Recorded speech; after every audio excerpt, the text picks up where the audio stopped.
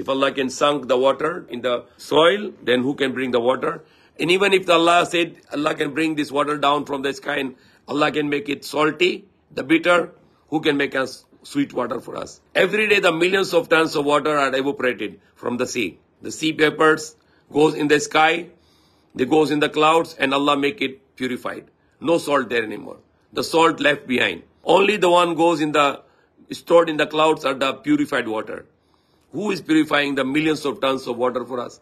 And then he bring it down wherever he like. He move the clouds and then he bring it to us. And sometimes those water is stopped on the glaciers, on the mountains because of the freezing cold. So it will freeze on the mountains. And then when the winter comes, finish, summer comes, Allah will melt it to make a river for us. Subhanallah. How Allah is storing the water for us.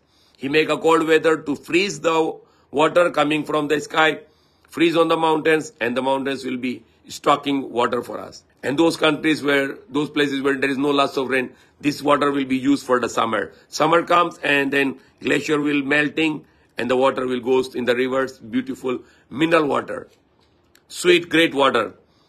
These are the different, and then lots of water goes in the soil, deep and deep and deep, and then Allah make it purified it through the soil.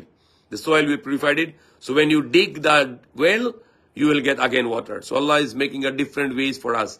Rain, deep well, glacier, different ways Allah is producing, sending us the water. Also the clouds, Allah move them with the wind and bring them wherever He like to make rain.